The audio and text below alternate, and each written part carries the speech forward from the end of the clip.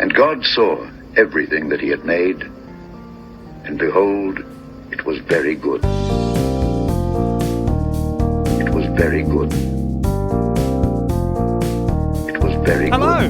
good. Hi, friends. behold- Welcome back. Hey, here we are. It's Wait, so good I just to got have you filled here. with joy just right then. I was really lethargic until we said hello, and then I'm like, hey, this The is Holy fun. Spirit came and just Yes. inserted the joy. That was a weird word. Let's move on.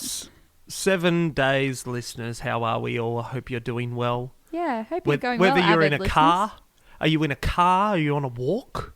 Let us know. I encourage you if you're exercising. Yes. Good job. Keep Good going. job getting out there. Keep going. Keep running that extra kilometre. Anyway, let's move on. Hey, I'm Dan. I'm Shush, and today we have the amazing Lou! Yay! Also known as Louise. Louise Mathieson, who is in beautiful Brisbane. Not so very beautiful today. Oh. If you hear thunder, it's, yeah, Okay, so Nah, in that's good. stormy Not- Brisbane. stormy Brisbane. Stormy Brisbane.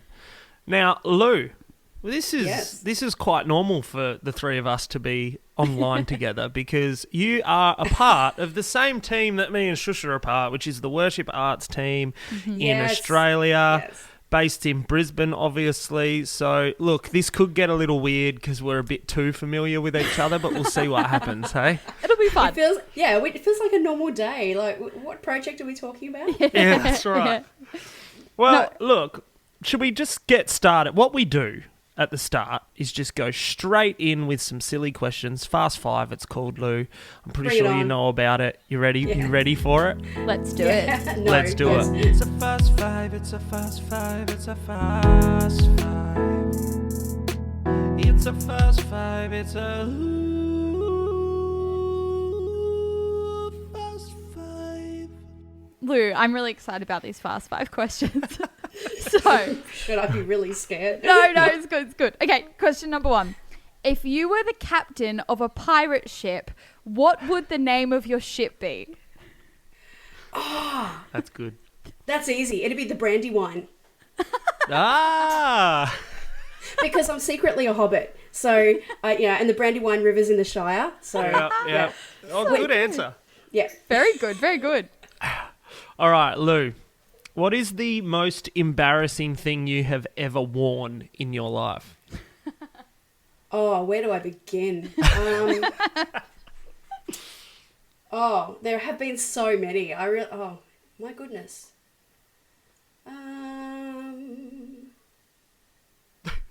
A dragonfly costume when I was small. No, that wasn't that embarrassing. Oh, it was pretty unattractive, but No, it was that's better great. it was better when I put it on my little brother a few years later. That was extremely good. Apart from that, probably because I was a child of the 80s, so probably those ruffle rah-rah skirts. Yeah. That was the peak. Yeah. Oh, that's cool. Love I it. like that. That's coming around. That's back in. Yeah, it'll come back. Oh don't no, worry. please no. No. Once was enough. All right, question number 3. If you could eliminate one food so no one could eat it ever again, what food would you destroy? Oh. Gee. Capers. Capers. I can't. Capers. Yeah, that's so weird, isn't it? I just do not like them at all. Oh no! I take that back. Anchovies, they're worse. Okay. Ooh, okay, Yeah. okay. There'd be a lot Wow. of happy people if you got rid of anchovies, I reckon. Yeah, Yeah, probably. yeah. Yeah. Okay, Lou, question 4. What, if you were a character in a TV show or movie that you have already seen, like what's the character that reminds you of you? I love this. I've already almost answered this. Bilbo Baggins. Okay. If you watch The Hobbit, at the beginning of The Hobbit, there's this awesome scene. Bilbo's on his own having tea, and it's all quietly and peaceful, and then his doorbell rings, and he just looks up at the camera as if to say, no, go away. Yes. All the introverts who love the Shire feel that from, yeah. Bilbo. Yeah. Bilbo I Baggins. love this. Yeah. Look at a theme emerging already. Yeah, and adventure. I mean, he Yeah. doesn't initially want to go on the adventure, but then he Yeah. does, and it's the best thing ever. So, yeah, this is totally me. You're speaking to all the introverts out there. Yes. All right. And our 5th and final question is from one of our listeners, which is amazing. Yes. This one comes from Steve, which Ooh. is very exciting. And he says that he's been an avid listener for 7 days. Yes. Steve, well Wonderful. done, Steve. Well done, Steve. Thanks for being an avid listener. But he says, simply, fold or scrunch.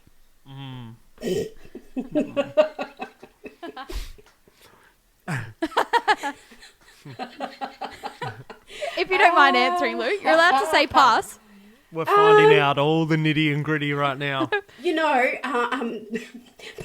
both depending on requirement. That's a good Fair. answer. And also how much toilet paper there is left on the roll. That's you know? true. Hello. Yeah, It's very true. Yeah. that's a good answer. Look, I feel like it's very relatable. Hey, you made it, Lou. Fast 5 is over. It only gets easier from here. It's a fast five, it's a That was actually a pretty good fast 5. I really enjoyed that Fast 5. Yeah, That me might be too. our best Fast 5 yeah, yet. I agree. All right. I Well, agree.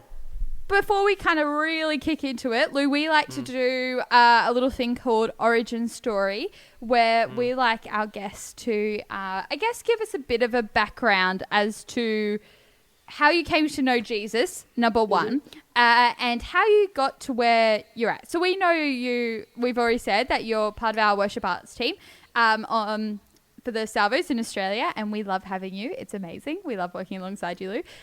But we know you've done some amazing things in your life. So we'd love if you could give us, I guess, a bit of a rough overview for maybe people who don't know you of what you've done, how you got here, and how you got to know Jesus. This could easily take the whole time. Go I'll for it. try to give you the macadamia-sized nutshell rather than the the jumbo. Anyway, okay, so I was pretty blessed. I grew up in a family who knew God, and so from a very early age, it was natural for me to hear God spoken of and to in my household. My mother, in particular, was she went to heaven this March, so. Yeah, we're still sad missing her, but she's a tremendous prayer warrior, and it was normal for her to pray, to sing, to just talk to Jesus as she walked around the house and went about life. And so I grew up with that. So I've always known that God was, that he existed. And I'm not only known in my head, but known in my gut, that God is there, he is real, he exists, he is good. And he loves me, and he knows me. So I had that knowledge from a small child. I have an older brother and a younger brother and sister, and we all grew up in that space. And for all of us, it's played out in our lives. We all know God, and although our journeys have all been very different, that I think that has always been an unfailing sort of foundation of our lives. For me personally, I can't remember an exact time that I began to know God personally because of this journey, I guess. When I was about 7 or 8, I did the thing that, because I figured, people seem to be going and kneeling at the mercy seat and doing the whole prayer thing. Okay, I guess I'll do that because I know God, and I guess I should tell other people about that I know him. So I did that, and then in due course I became, I got enrolled I was at the time attending Albion, which is now Stafford in Brisbane. And I was also going on to one of their smaller congregations, an outpost congregation at Albany Creek. And so I was enrolled, and I did the various things that you do, and as a young person growing up in the Salvos. Then so at Albany Creek there weren't very many young people. There was really just me and my sister and a couple of other people. And toward the end of my high school time, and you do all those sort of asking of questions, and while I knew all this stuff in my head and my gut, it hadn't always affected my heart and the way I chose to live this out. So I was in a place of ambivalence of, I know this all about God, but yeah, he was part of my life, but not all of my life yet. That's a way to say it, I suppose. And so we had the wonderful Ron and Mary Weaver as our officers at this outpost. They're lovely, lovely saints, also now in glory. And they said to me that I should look at, maybe going to a place where there were some more young people, but also they told me to go to this Easter camp that was on, it was just after I turned 18. And at that stage, I'd just started going to North Brisbane, which had just become a new core in the north side. at night time and connecting with some of the youth there. And so I went to this camp, and I don't know which session it was, but I remember that this was the moment in my life when God went from being just part of my life to being all of my life. Because Jesus said to me, not in an audible voice, but in a way that was unmistakable, that I had to take action on. You know, that kind of thing where you can't ignore it. Yeah. It's like a spider in the room. That's a very bad analogy, but I hate spiders, and this is not a hate. Yeah. I shouldn't tell you about an example where I hate something, but you know, if there's a huntsman in the room, I can't stay there. Yeah. I have to do something about it. And Jesus said to me, if you believe I am who you say I am, why aren't you living like it? Why don't I make a difference to you? Why are you like everybody else? Instead of being my Louise. And so what are you going to do about that? And in a much more pleasant way than a huntsman in the corner, that would not leave my head. And so every day since then, I guess, has been a long, slow unpacking of what that means. Yeah. To be the Louise that God made me to be, and only the Louise that God made me to be, and for my whole life to be built around that. And then everything else fits in the right place. So that was sort of like the turning point of my young adulthood. I stayed going to North Brisbane. A little bit later, I met a handsome guitarist named Sheldon, which is a whole other story in itself. And we got married when I was 21, so fairly young. He's not much older, a couple of years older than me. And and it's really funny. You should never say never to God. Because I said I would never get married young. I would never be a teacher, and I never be a music teacher. Never teach piano. I've always been a musician, but I didn't want to. I don't know what thought I wanted to do, but it's like, no, I'll do something else, more creative. And of course, what have I done? I got married when I was 21. I spent I'm still teaching piano occasionally, not at the moment, but I was until recently. And I was a teacher for 7 years. So never say never to God. It's a challenge. Yeah. Anywho, so yeah, I went to the conservatorium after school, did piano major, Bachelor of Arts, taught piano, got married, decided to go back and do my grad dip, and went and taught at high school. So I spent 7 years teaching music, drama, performing arts, English at a Christian school on the north side, which was awesome fun. I was their first performing arts teacher and started their performing arts department. And now I went back earlier this year to see their latest musical. It's staggering what God has done in that place. And to have been a little part of their beginning journey was so exciting to see where they are now. And that's Genesis Christian College. Shout out to all the Genesis people. So around the time, when was it? Around 2003, 2004, God started giving me itchy feet about something coming. And Sheldon was at that time finishing his degree in music performance. He's a singer, singing teacher, opera singer, incredible. And so we were looking at, do we go overseas and, pursue his career and all this jazz? And we had so many options lined up, so many possibilities, and always like at the last, not the last, but the other option was always, and anything else God says. Because it's like, for both of us, is what does God want us to do? That's what we'll do. But please tell us.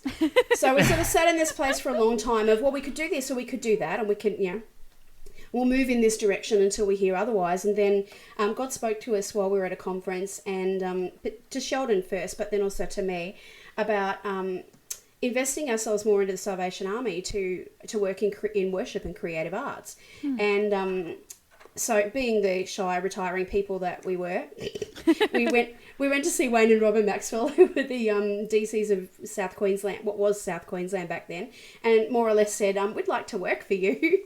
And they were awesome. So they went away and did some planning and some stuff. And long story short, that's where it began. And for the next 10 years, Sheldon and I worked together, first in South Queensland and then in Queensland, and then also in what was former AUE, in various teams. And there was a lot of, toward the end of that time, there was a lot of restructure and change working towards Australia One. So that was a very exciting time. At times it was a very turbulent time.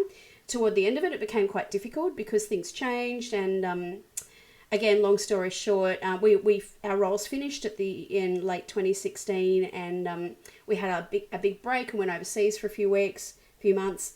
And then I started back working in Queensland again. So it's kind of like coming around in a circle, but on my own. Sheldon went on and did different things. And he went back to doing more teaching. And that was a really difficult, I have to be honest, it was a really difficult time. It's not the way we wanted it to be. But God has brought out of it, I guess, a lot of lessons. And I think a lot of good things in the end, although there's still a lot of it, anyway, work in progress. So I've been in that space then, working first for Queensland and then for the early stages of what became our team. That's been another 5 years now, so it's just ticked over 15 years that I have been doing this kind of stuff in the Salvos. So yes. Woohoo! We got there. You did that pretty well. We That did. wasn't like Thank you you. didn't take too long. You did really. Oh, not too long? Really? Okay. No, that was perfect. Cool. There's so many things to take out of what you just said, Lou, as well. Like, I feel like that we could just unpack your story the entire time. Like, I felt like there were so many godly lessons in that we can all take. Like, and I'm just so inspired by you as a person. I'm going to, like, look at me, like, honouring in the beginning. We haven't even got to the end yet. But you know what I mean? Like, I just felt like Make there me were so squirm. many truths in that you were just speaking out. And I just loved hearing, I guess, your testimony. Even just now, there were so many things, you know? Like, from the part of my life you. to all of my life to, you know... Anyway, I'm just very inspired over here. Oh, thank you. I like that. Thank you. Also, something that stuck out to me was you spoke about like the relationship between the head and the heart, right? And there was a moment where it Yes. kind of they spoke to each other, right? And that made me think. Like, I think as creatives, especially, there's always those really defining moments Yeah. where you're like, okay, like my head's telling, like, you know, I've been studying music, or I'm into this, or you know, and then there's that moment where it becomes a heart thing. So I'm wondering if, like, obviously a lot of that focused as well on like your business side of things, like your profession almost, but like your personal moments of when music's met the heart in growing up. Like, were you actively involved in, when you were younger, were you actively involved in worship settings, or was there defining moments and things like that? I wonder if you could touch on that a little bit. Sure. There have been many, and it's interesting you say, heart and head. I find it's almost even heart, head, and gut. You know, the different translations of the great commandments say, love the Lord with all your heart, your soul, your mind, and strength. Some say heart, soul, strength, or heart, soul, mind. But for me, that's, and there's a number of good translations of that, but that they are distinct things, and sometimes you can feel the tension between them. And sorry, to answer your question, otherwise I'll get sidetracked. Sidetrack away. We love sidetracks on this podcast. I started playing piano when I was 6, and I started singing probably just for fun, even because Mum and Dad were always singing around the place too. They love to sing. And my older brother is a musician, and he would babysit me by parking me in a bassinet under the piano. So I kind of had no chance. So I was in singing company and stuff from childhood, and I can't remember not being able. The two things that shape my life are reading and music, like words and music, and after God, that is. And I can't remember not being able to read, and I can't remember not being able to read music. I was reading by the time I was 3. I could read music by the time I was 6 or 7, and it's become like my natural language. Yeah. So I can't remember that a time that it wasn't. I can vaguely remember looking at the piano book and working out notes, but they always made sense. So, and I'm aware that that's not everyone's journey. So it's just, I guess it's like learning another language in childhood, that if you are bilingual, you don't remember learning French and German or French and English. You just do as you grow up. And I have the privilege that music was that language for me. So it's always been part of my life. It's always been a natural part of my life to want to sing and play, and from about 12 I started writing. I wrote poetry and stories and stuff before that, but writing music and writing songs from about 12 or 13, so on and off. I was quite involved in music in school, as well as, as I said, at singing company, and then I started to play for singing company. I never played a brass instrument, so I'm one of those salvos who never did that. I lie. Somebody tried to teach me flugelhorn for about a year, and it didn't go so well. That's not my natural dialect. I'm a keys player and a singer. I did launch into a little bit of woodwind. I can play flute and sax and stuff, but so I did various things with groups through that time. I didn't start playing for worship until I was about 14, I think. Actually, this is really cool. I have to tell you about this. Everyone who is thinking about passing on to the next generation, never underestimate the value of encouragement, because I wouldn't be here doing what I'm doing now if it wasn't for a gentleman called Fred Stringer, and also for my officer at the time. I think it was Janet Siddons. It may have been Miriam, actually, but Miriam was one of my early COs, and so was Janet. I think it was Janet, either Janet or Miriam.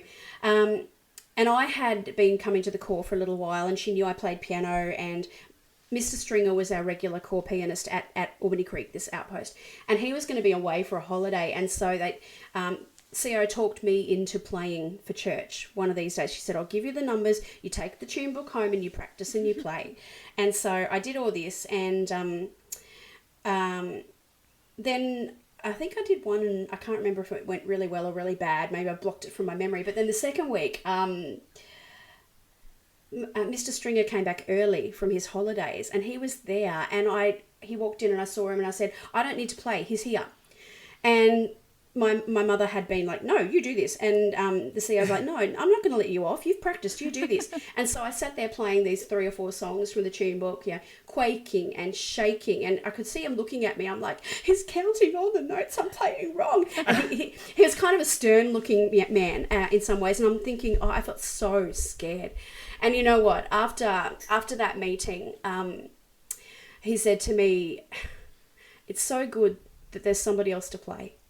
I'm so glad that you played today, and I don't have to do it all the time. I'm happy for you to have a go. It's nice that there's somebody here when I'm not here that you should play, And he was encouraging, and he didn't bite my head off and tell me about all the mistakes I made. He just said it was good that I did it. And since that day, I have felt that burden of passing on that encouragement. It's like if I can share that experience with other people, then there's nothing better to let somebody know that we should all have a turn. There's some young person just sitting there going, I'd love to do this, but I don't know if I'm brave enough, or what will people say if I make a mistake? And if you're in any kind of position of authority or leadership where you are in your congregation, you look for those people and you encourage them and you build them up and give them a platform, because when you are on holidays as an old retired person, they'll be the ones playing to cover for you.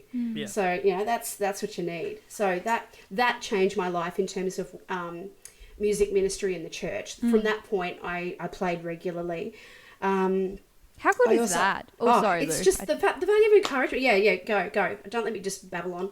No, I was just externally processing, like, how wonderful that, they may never have known the impact that had on you, but such a profound thing that you're still talking about to this day, of like, this was a clear point in my life where things shifted because of one person's small encouragement. I will never forget that. No. And other things like learning from, there was a guy I used to work with at a music shop. He was not a Christian, but he was a really good musician and self-taught, played by chords. And he taught me the first steps of learning to play by chords and by ear. And then when I went to North Brisbane, I started accompanying the songsters.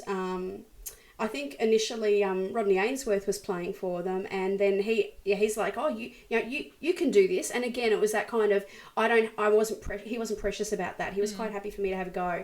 And then for many years in that space, I ended up playing for worship alongside the incredible, awesome, wonderful Barry Moore, who I absolutely adore, who is still part of our worship team at North Brisbane. Shout out to Baz. Plays bass, plays keys, is one of the most phenomenal musicians I've ever met. His daughter Kylie is my best friend and sister-in-law. And so it's been kind of like, he's this friend and mentor, and now is almost part of our extended family as well, which is great.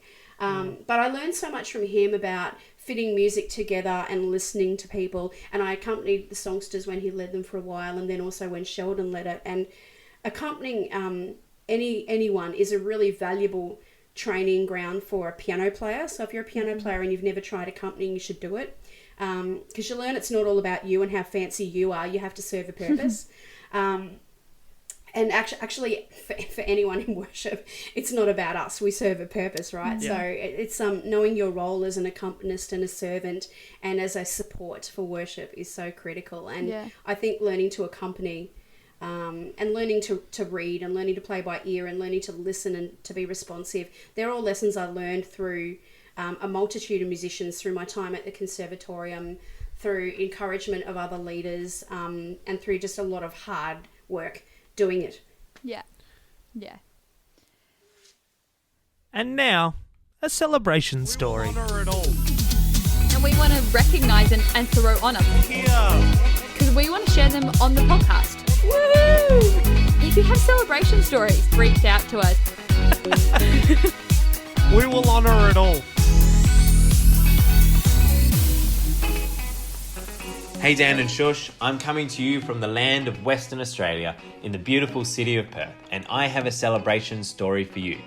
In early October 2021, the Perth Fortress Young People's Band and Timbrel Brigade did a Southwest WA revival tour. We visited 3 different corps in the Southwest over 6 days, and what an amazing time we had. There was 25 of us on the trip, made up of young people as young as 9 through to early 20s. We also had a few young at heart helpers too. The real celebration is that the revival was twofold, within our own group as well as the places we visited. We have fantastic stories and highlights from each corps we went to, but I heard some awesome news from the Albany corps recently. Since we completed our tour, one of the families that came and joined in has come back to church regularly. Another is that now one of the young girls who we connected with through our Timbrels workshop gets up every Sunday and tells her grandma, "Let's go to church." This is surely proof that the Holy Spirit used us to bring some revival to a country corps. Within our own group, one of our band members summed this up nicely as his overall trip highlight. He said that when we began, there were 3 distinct groups within our overall group. Over the trip though, through our sightseeing but also working together for all our gigs, we came together as one. I absolutely agree with him. The best thing is that this has continued well after the trip. To see young people from different backgrounds come together to worship God in all settings, including in the rain, was just awesome. They all came out of their shells to spread the good news. We have an amazing group of young people at our corps, and I see it as a privilege to lead the YP band. If you want to check out some amazing highlights, head to the Salvation Army Perth City Facebook page. There's a highlight video there for each day of the trip. Thanks guys, catch ya. Woohoo! Wow. How is that? Thank you, Sam, for Thank you, dialing Sam. on in, you avid listener. Yes. But I love that, and I love the unity this trip brought about, unity in the spirit and the work, all the stuff Jesus did. Thank you, Jesus. Praise God. Yes. We love that. It's super cool. And also, I will add in here that Sam also wanted to give a shout out to the YP Timbrel leader, Juanita Reynolds, who without her, the trip wouldn't have been possible. So we want to give a shout out to Sam, to Juanita, and to everybody on that trip. You guys are amazing. And thank you Yes. for sharing with us. We want to celebrate you. Yes, good job, legends.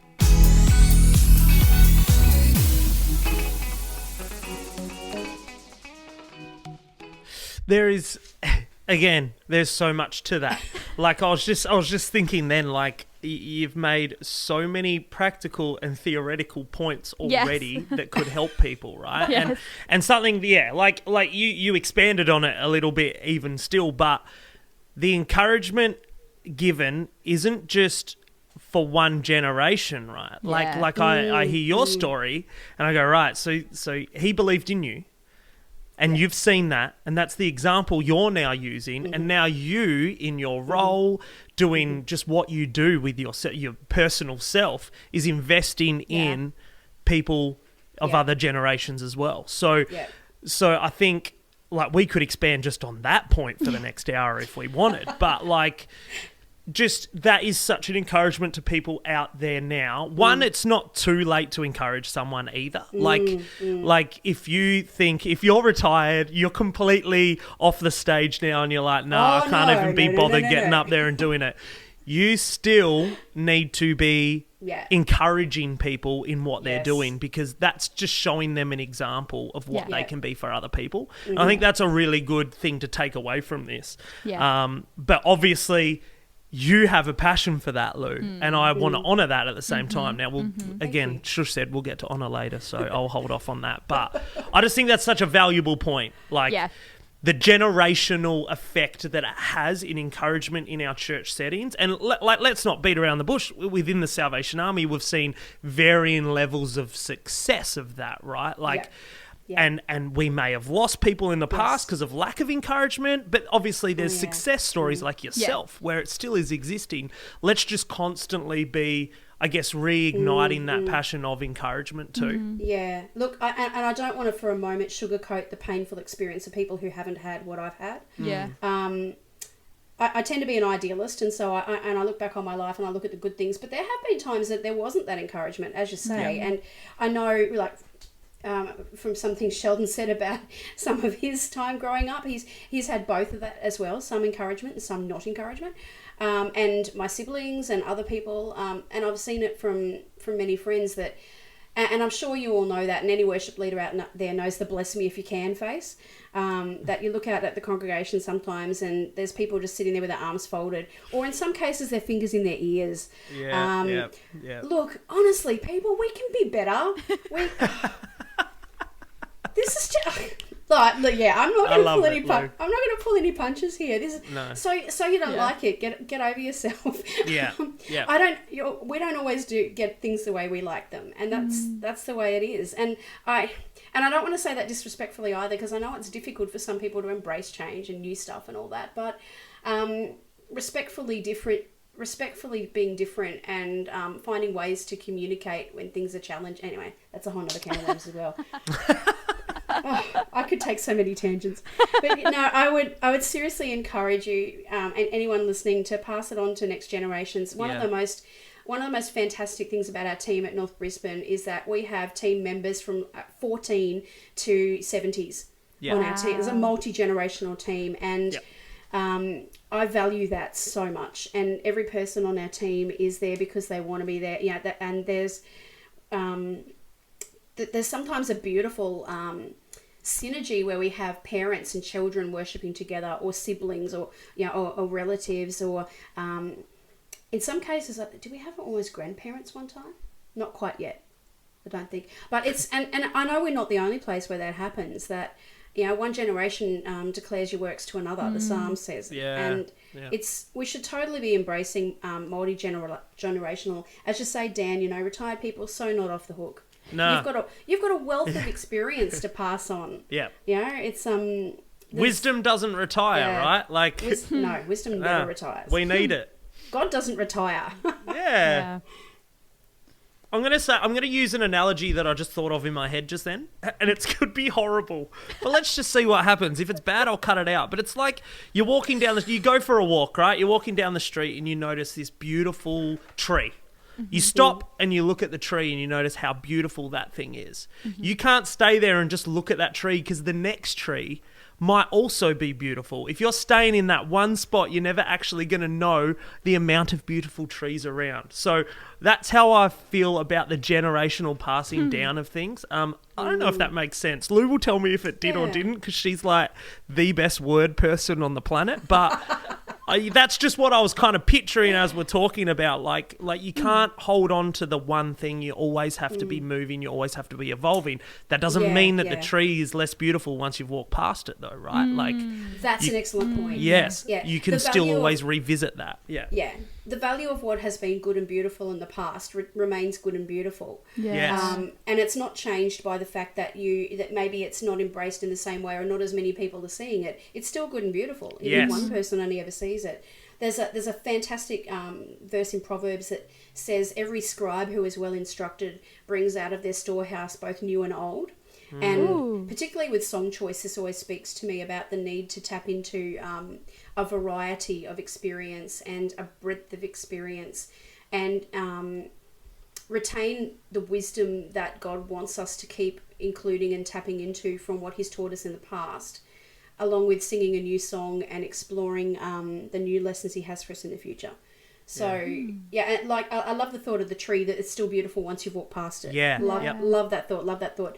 Yeah, to me, the generations, it's always like the baton passing. And because I have no children of my own biologically, I have a lot of spiritual children, and that excites me to think that that's that, and to other people in various stages of life too. You know, you don't have to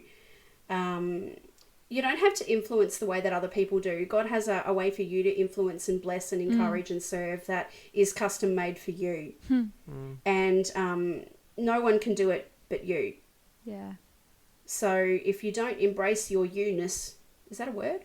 It is It is now. You know what I mean? Your identity. If you don't embrace your God-given identity, Ephesians 2:10. Go and read it in about 6 translations. It's so good. We're God's masterpiece, and we are custom made for the good for the good things that He's planned for us to do. And it's not just about doing works. It's about being. It's about living the good life that He's planned for us. Yeah. Yeah. And it's out of the overflow of that our lives affect everybody around us. So Yeah. yeah. Yeah. If that doesn't inspire you, I don't know what will. I'm ready to go for a run, even though that makes no sense. I won't be running anywhere unless it's to the coffee. I'll saunter gently. Well, there's a proverb that says that we could run when no one's chasing them. So I've seen a meme about that. I love it. So good. Oh man. Wow. This has been such a rich time already. Yeah. And I always say this with the podcast, it always goes a different way to what we expect, right? And it's always fantastic and wonderful. And the Holy Spirit always does its thing. It's true. And I feel like what's coming out of this is such a rich teaching podcast that is covering a lot of stuff to do with worship in general, right? Yeah. Which is pretty much why you're here, Lou, because we know as part of the team that you're involved in, we know what you work on, and we know that you resource local teams, that you have the ability to come up with complete training books. If we gave you a week, I'm sure you'd write a novel for us. Might need a couple of weeks. But one thing I'm interested to hear, I guess, your thoughts on, or what you could kind of produce to the world that is listening, our parents, basically, the only people that listen, but it's great.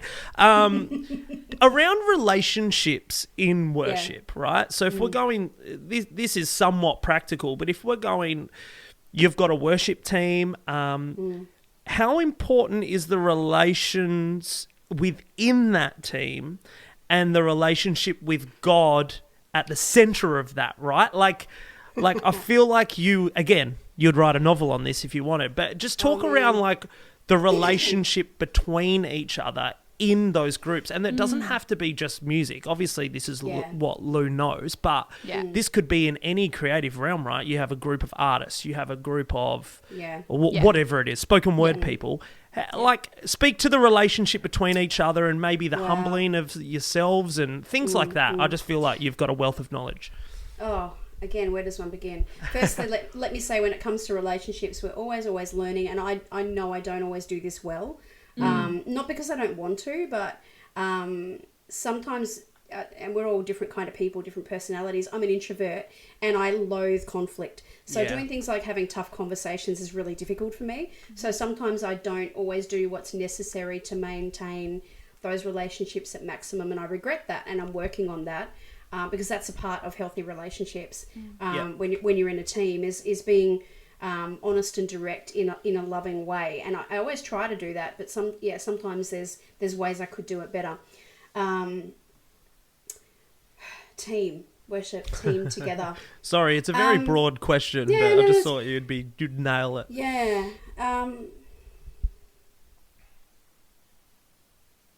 It all comes back to purpose, I think. whether there's one of you or 10 of you, if your task, your responsibility is to lead God's people in worship, I'm thinking of worship teams right at the moment. Yep. Then your purpose is to lead people to experience God and to encounter God and to connect with God. And that is the most important purpose and therefore the priority. Therefore, it's much less about what I want. It's much less about what even different people want. It's about what will serve our people and what will help us all to worship God best together. So that's always the bottom line where I'm concerned in terms of worship leading and worship as a team. The awesome Michelle K. Browning, I think was the first person I heard say, you're not a worship leader, you're a lead worshipper. And that whole concept is so good because it means you as a team, you are all lead worshippers, as in you're the first ones who get to worship God in that place. When you rehearse, when you come to church and get ready to serve on Sunday, you're the first people there who get to connect with God and you get to lead the people. It's kind of like, come with us. Yeah. So that's, I think the community aspect of that is really important to know that you are serving your community. You're part of a community within the team yourself, so you have to nourish and nurture your relationships on the community. Fundamentally, there does need to be somebody, I don't like the phrase calling the shots, but somebody setting the direction Yeah. for the team. And ultimately, that's got to be the leader of the church. So you're working hand in hand with them. That's sort of, I guess, a work in progress. Some church leaders, it's like to the worship leader, you do all that, you go and run with that, and they sort of unleash you to do what you need. And some, it's more they'll sort of set a lot more structure around the direction that the services or the themes or whatever are taking. So that's a relationship you really need to be proactive about in saying, I'm here to help. I'm here to serve. I'm here to serve our church. How can I best do this so that we can all meet our common goal, which is to glorify God and enjoy Him together. That's the bottom line. So if I can say to any core officers listening, make sure you engage your worship leaders and make it an interactive and collaborative, that's what I'm looking for, collaborative space. And if you're a worship leader, you can take the initiative. You can go to your leader and say, hey, give me more guidance around this, or can I make a suggestion around this? Work on that relationship together, because the better that gets, the better your team will be, and the better you'll be able to speak into and shape your congregational gathered worship, whatever it looks like wherever you are. So that's, I guess, relationships and community from a worship leading perspective. Another aspect of that from just a creative perspective, creativity is an interesting thing. I like to say that everyone's creative because we're all made in the image of the Creator, and so therefore we are all creators. I'm thinking more of the person who is an artistic creator. Yep. So I differentiate between creatives and artistic creatives, if you know what I mean. So if you're an artistic person, you may be inbuilt. Most of us are like this somewhere. We tend to be very passionate. We tend to get worked up about our art. We tend to be sometimes obsessive, and we tend to be often, not always, but excuse me, we often tend to be really emotional, and artistic spaces can be very competitive. Yeah. And that's not helpful, and it's not healthy.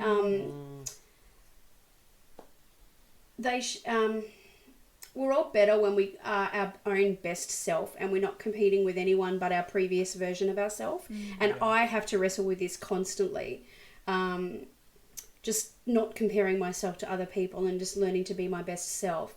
And watching Sheldon, who's been engaged in the professional creative arts industry as a singer, and particularly for those of us who are singers, you can't upgrade your instrument, just go buying a better one. Like other instrumentalists can. You can buy a better keyboard or a better trumpet or cornet, but you can't buy a better voice. So for singers, your personality and your psyche and your emotional investment into stuff is a lot more personal, and it can be very difficult if people don't like that, or if they are critical, or if there's competition entering the space. So relationships in there I just have to keep coming back again to encouragement and being your own self, not someone else. Don't be a poor imitation of anyone else. Yeah. You know, be your own best self and don't compete with other people, and encourage others to be their best self. Even while you are honest, and you can be honest, and I think it's important to be truthful and say, look, there are things that could be improved in this space, or if you want feedback, how can I give that to you in a constructive fashion? But with a mindset and a framework always of being, how can this take you toward another step toward being your better self, your best self, your improved and most perfect artistic self that God made you to be, if that makes sense. Yeah.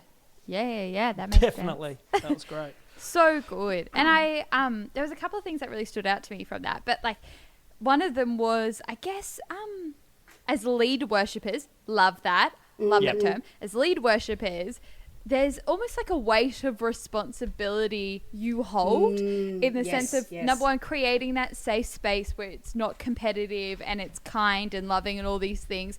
And also in leading others in worship, that's a responsibility we hold as lead worshippers. And I think we forget that sometimes. I think in just like, you might just feel like you're filling gaps or you're just doing this to help somebody out. But there's actually a responsibility you have as soon as you engage in that space.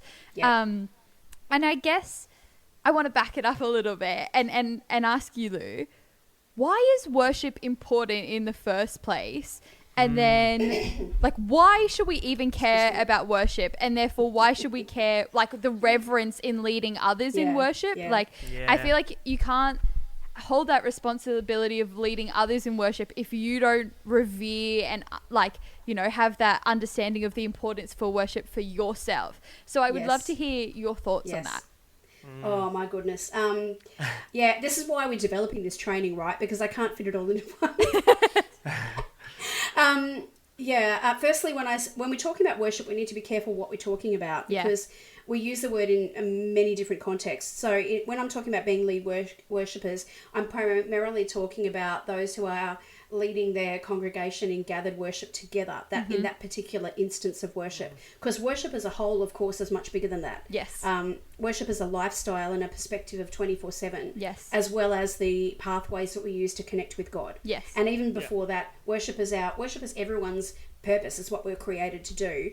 And we won't be happy till we find it, basically. If you don't worship God, you worship something else. But that's a whole nother, that's the first module. So we'll do that one later.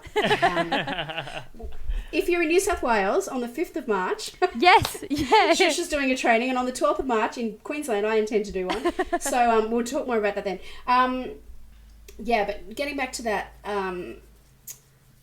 that heart and importance is that you can't take someone somewhere you haven't been.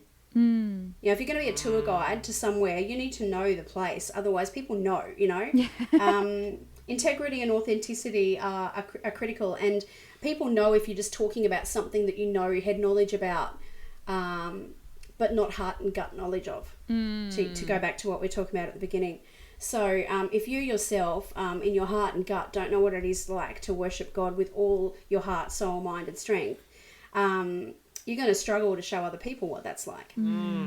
So embrace that journey for yourself first. And your own, I can't remember where I heard it first, but there's a lot of really good worship teaching out there that encourages, tapping into the quiet place, the hidden place, the secret place for lead worshippers, that you need to know how to nourish your own soul and spirit with God. You need to know what your own walk with Him is doing and where that's at, so that you can take that responsibility seriously.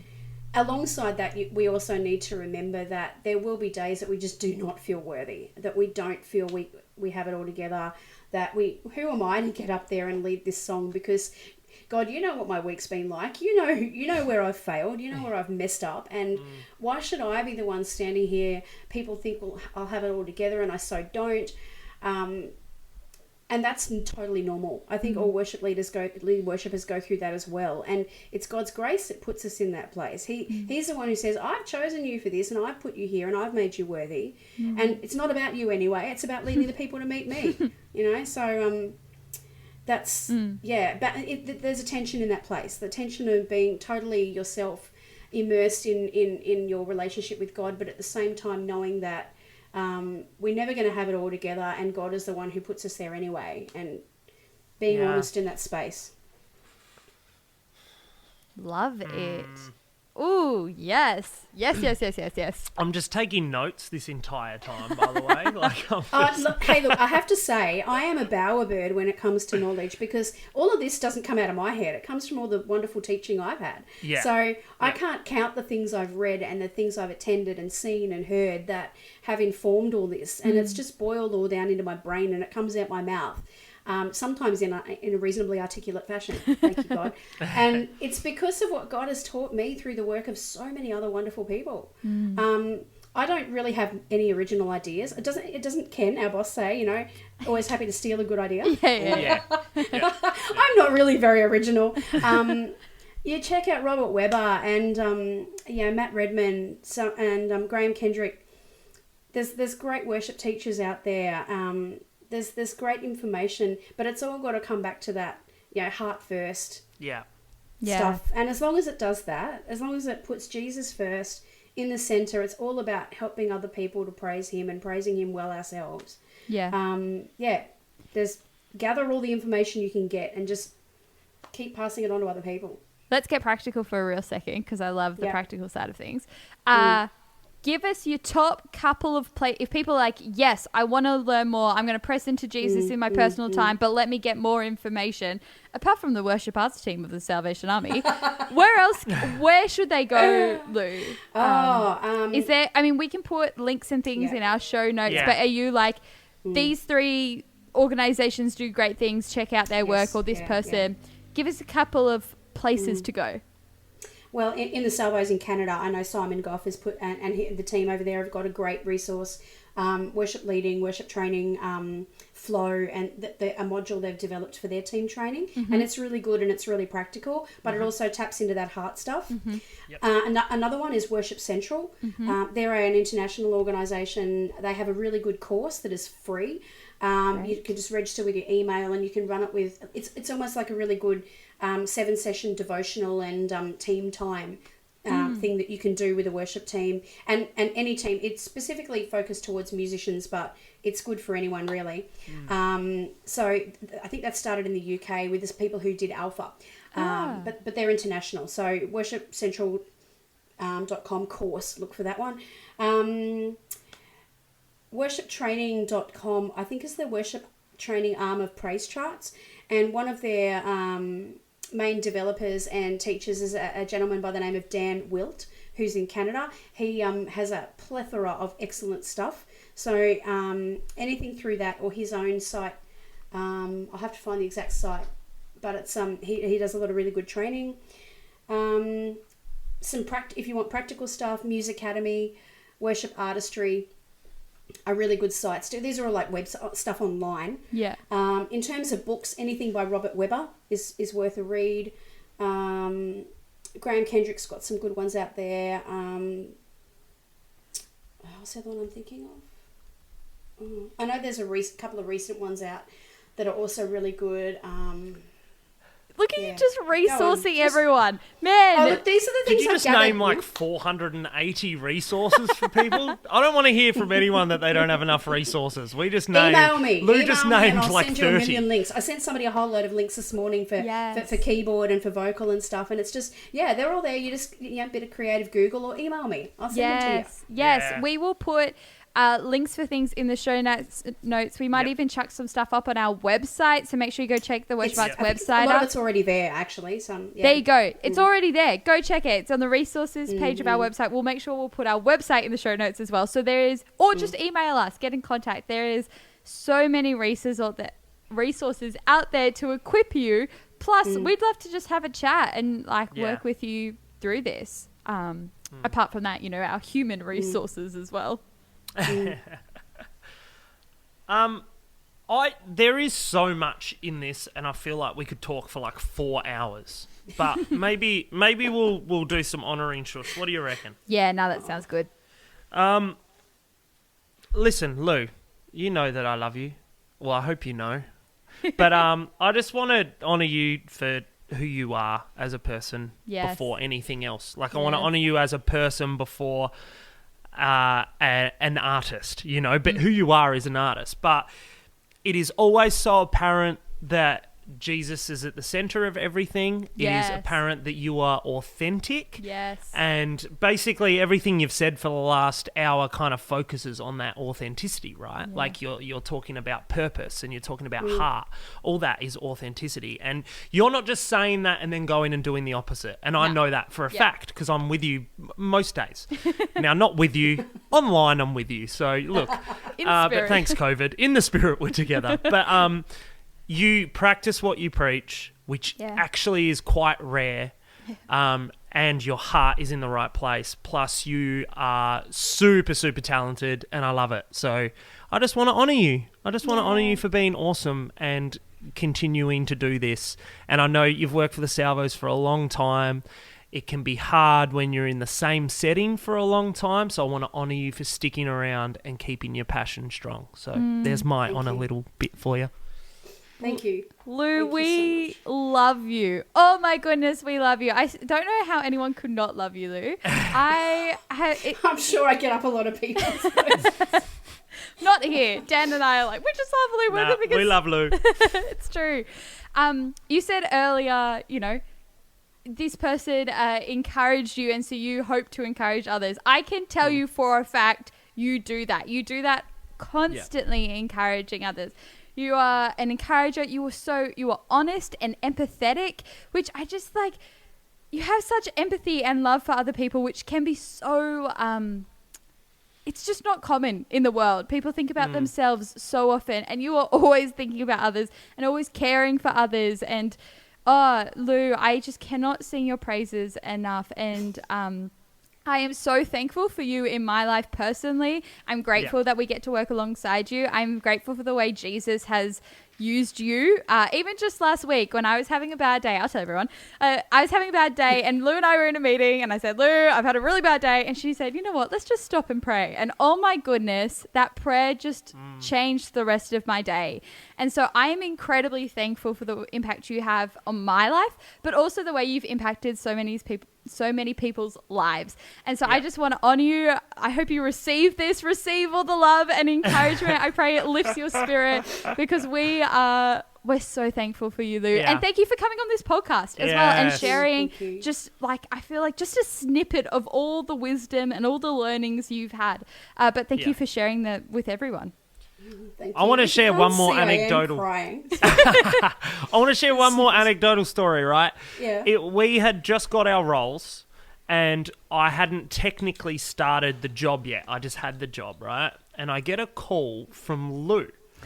And she's like, hey, I just wanted to touch base because I'm listed as like your buddy or something. Yeah, I remember Yeah, that I didn't now. even know there was like some kind of buddy out there. She gave me a call and she was like, how you feeling with everything?